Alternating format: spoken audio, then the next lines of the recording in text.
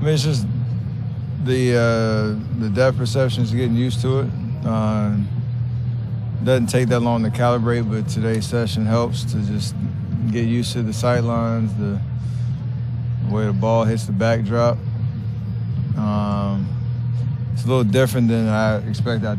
Last time I played in like a dome like this, the floor was like elevated, which makes it a little weird because you know you're on like this platform. It actually helps that it's on the ground, and it's kind of a really cool vibe, so should have fun tomorrow. Did you shoot it well in your previous, I guess, Ford Field? I don't know, anywhere else? Hell yeah. I was in the tournament. It's 15 years ago, though, so I don't know if that what's the 15-year splits, like after 15 years of rest in between dome appearances. This will be your first. We'll see how it goes. That was the last time. We'll see how it goes. I believe so. How are you feeling, Steph, just getting that one game under your belt? I feel great. It's nice to shake the cobwebs off and the rust off as the game went on. I felt like I got stronger. My wind was pretty solid to play the amount of minutes I did and feel really good. Body came out of it fine, shoulder came out of it fine. So just thinking about moving forward, trying to build a rhythm, not only for myself, but our team. We got to start winning. That's the desperation we need to have right now. Two years ago, you guys routinely played games in front of no fans because of COVID. Now tomorrow to play in front of 65,000. How would you sort of describe that? What it was like with none, and what do you think it's going to be like tomorrow? That whole experience was different. I was talking to James about it. We were kind of reminiscing on his rookie year, not knowing what a live NBA arena felt like, and they were pumping in the noise and all that. Different backdrops with the screen and behind the scores table and all that type of stuff. So it was definitely weird. Then you get back to normal last year. And now we get this unique experience, so getting a little taste of everything, man, it should be fun. Was it the plan for you to play a ton of minutes in the fourth the other day, or was it just the heat of the moment, how the game played out, that you kind of blew through the supposed restriction? I think we came going into it, the first through third quarter was exactly how it was kind of scheduled out, with 6-minute, 7-minute runs, and then give myself a chance to play more in the fourth. There was supposed to be a break somewhere in there, and then the game kind of dictated, and it was more just trusting that I had done a lot of work to get myself ready for the return, so that I had that flexibility, and then just being honest about how I felt. And obviously we lost, and that's the most important thing we got to rectify, but I think we came out of it fine, so that's good news.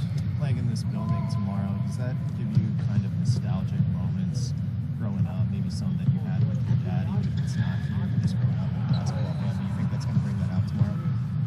Anytime I get to play basketball, that brings it out. That's why I have so much fun playing, and the game has blessed us with so many amazing experiences throughout the years, throughout my career, college, high school.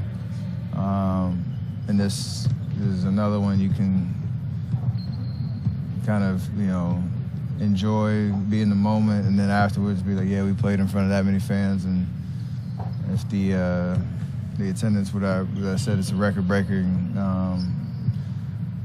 event for an NBA game, like that's amazing. So basketball continues to bless us in a lot of different ways. Steph, speaking of amazing experiences, heard that some young fans are going to be taking in the game tomorrow from the press box, thanks in part to you. Can you tell us how that all got started? Kind of the same thing in terms of just finding ways to share and celebrate and make this game special for not just us, not just the Spurs, but fans that kind of deserve that experience. So I think that's between the 63,000? 4,000? They're all going to walk away with some amazing stories, hopefully, and memories. It's just another extension of that. You mentioned needing some wins. Recognizing it's mid-January, how important is this trip just to kind of get that road albatross off you guys? I mean, given there's been so much attention paid to your road record, because it's obviously not normally what it's like. Coming into any season, you understand there are different challenges that you have to address, no matter if it's a year where you're at the top of the standings the whole year and you're kind of jockeying for pole position, or if you're where we are right now, teetering around 500, trying to build any type of momentum. The storyline is that we've lost some tough games on the road early. Took a while to even just get our first one, but we haven't built a road identity or kind of that grit that allows us to travel and win in hostile environments. So that's what the challenge is for this team. I know we've all been through it in the sense of understanding how hard it is to win on the road, and hopefully prepare us for another playoff run where it gets even harder. So we have to embrace the challenge, embrace the learning lessons that we've gone through, and embrace the embarrassment of it, because there's a little bit of that, and come with the right approach tomorrow and the rest of this road trip. How much do you think the road woes that you guys have is like a mental thing?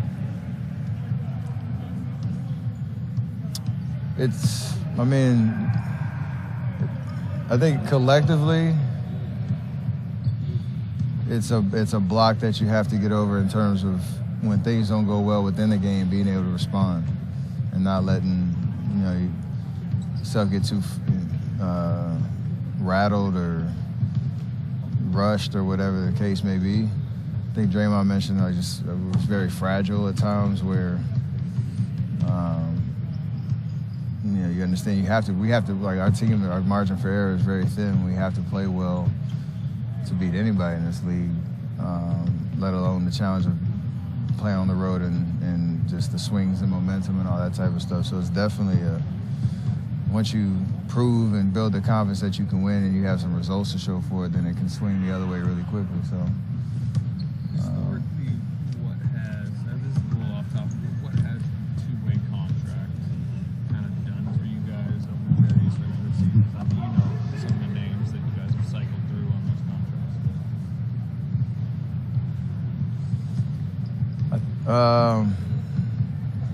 It's just bridging the gap in terms of giving guys an experience and reps down, whether they're getting games with Santa Cruz or being able to come up when guys get hurt, or we're experimenting a little bit and giving guys opportunities to show what they're about. So I don't know if we've had D-Lee was one, Quinn Cook, Juan, Jordan Bell after the second stint. So I think there's some names that have helped us win games, for sure. Some have helped us win playoff games. I know this is kind of unique where you have two guys that are playing significant minutes and suiting up every night because they're playing well. They help us, they make us better, and there's a need for it. So obviously that'll play out with the rules around their availability and all that, and decisions that need to be made. But to have those two guys come in training camp the way they did and prove that they can be impactful players on this level and they know how to play and have high IQ and they're gamers, that's what I guess those two slots are about.